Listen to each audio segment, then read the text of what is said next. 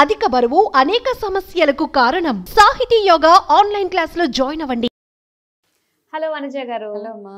So ఈ రోజుల్లో beauty అంటే మనకి చాలా మోడర్న్ స్కిన్ ప్రొడక్ట్స్ చాలా వచ్చేసాయి. దాని నుంచి మనం అందంగా కనిపించామంటే ఆబ్వియస్లీ అందంగానే కనిపిస్తాం. కానీ ఓల్డెన్ డేస్, ఏన్షియన్ డేస్లో వాళ్ళ స్కిన్ కేర్ ప్రోడక్ట్స్ అసలు ఏమీ ఇన్వెంట్ కాకముందే వాళ్ళ బ్యూటీని ఎలా మెయింటైన్ చేసేవారు?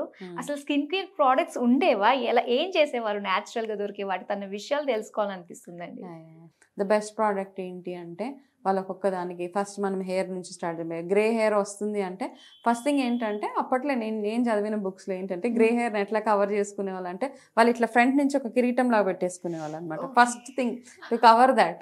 ఓకే, మేజర్గా ఓకే, అది హాఫ్ ఆఫ్ ఇట్ని కవర్ చేసేసేది. కాకపోతే వాళ్ళకి గ్రే హెయిర్ వచ్చినా చాలా గ్రేస్ఫుల్గా దాన్ని వాళ్ళు క్యారీ చేసేవాళ్ళు. Main thing IndiGo and henna అప్పటి నుంచే ఉన్నాయి ఇవి. ఓకే, సో వాటిని ఎక్కువగా యూజ్ చేసేవాళ్ళు అనమాట. IndiGo and henna.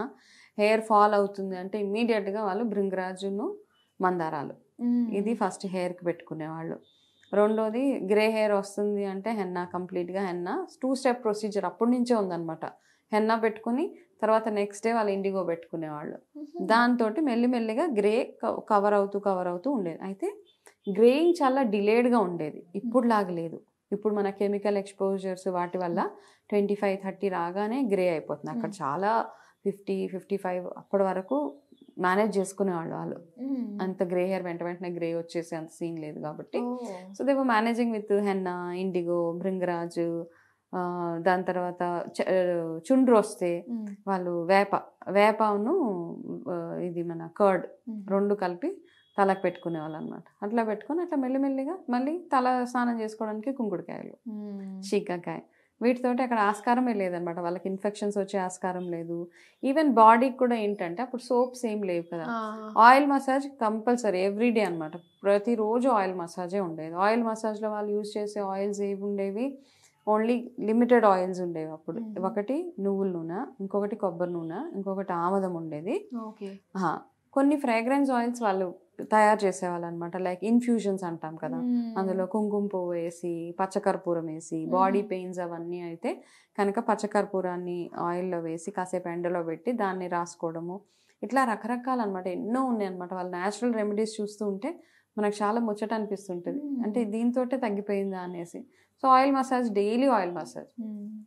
Oil massage తర్వాత వాళ్ళు ఏం చేసేవాళ్ళంటే నలుగు మళ్ళా శనగపిండి లేకపోతే పెసరపిండిలో పాలు కలిపి కాస్త పసుపు కలిపి, పసుపుని ఎక్కువగా పచ్చి పసుపు ఫామ్లోనే యూజ్ చేసేవాళ్ళు. పొడి కంటే కూడా పచ్చి పసుపు అనమాట, పచ్చి పసుపు. సో వీక్లీ వన్స్ వాళ్ళు ఏం చేసేవాళ్ళంటే ఎవరికైతే యంగ్ అమ్మాయిలు ఎవరైతే ఉంటారో వాళ్ళకి ఏంటంటే ఈ పింపుల్స్ అవన్నీ వచ్చినప్పుడు వాళ్ళు ఫాలో అయ్యే ఒక ప్రొసీజర్ ఏంటి అంటే ఫ్రెష్ వేపాకులు, ఫ్రెష్ పసుపు ఈ 2 కలిపి బాగా దంచేసి అది మొత్తం ఒళ్ళంతా పట్టించేసేవాళ్ళు.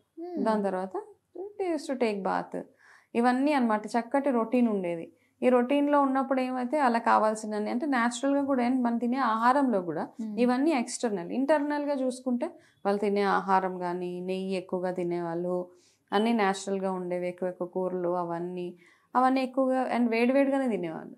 సో చల్లటి ఫుడ్, ఎప్పుడు ఆహారం అప్పుడే వండుకొని తినేవాళ్ళు. డైజెషన్ ఇష్యూస్ అంత పెద్దగా ఉండేవి కాదు కాబట్టి వాళ్ళు హెల్దీగా అంత ఫ్లాలెస్గా అట్లా ఉండేవాళ్ళు. అక్కడ ఫుడ్ అనే దాంతో నాకు ఇప్పుడు అనాలనిపిస్తుంది, మనలాగా అప్పుడు ఫ్రిడ్జ్లు లేవు, ఓవెన్స్ లేవు, హీట్ చేసుకుని 2 రోజుల క్రితం ఏమో వండుకున్న ఫుడ్, నథింగ్ అలాంటివి ఏమి లేవు. ఎందుకంటే డైరెక్ట్ ఫ్రమ్ ఫార్మ్ కదా, రాగానే అది తినగానే దానికి ఎంత న్యూట్రిషన్ ఉంటుందో అదంతా మన బాడీలోకి వెళ్తుంది. ఒక యాపిల్ తింటే సరిపోయేది, ఒక ఫ్రూట్ తిన్నా సరిపోయేది. అయితే ఇండియాలో కొన్ని లిమిటేషన్స్ అంటే లిమిటెడ్ ఫ్రూట్సే దొరికేవి. ఇప్పుడున్నంత రేంజ్ లేదు కదా. అప్పట్లో ఏవేవి దొరికేవో అవి మాత్రమే చక్కగా తినేవాళ్ళు. తిని వంటికి ఒళ్ళు రుద్దుకోవడానికి కుంకుడుకాయ పులుసే, తల రుద్దుకోవడానికి కుంకుడుకాయలే. సో ఇంతే, అంతకు మించి ఎక్కువ. బట్టలు ఉతకడానికి కూడా కుంకుడుకాయలే వాళ్ళకి. అంటే బట్టలు మరి ఎలా ఉతుకుతారు వాళ్ళు? సో బట్టలు ఉతకడానికి కుంకుడుకాయలు.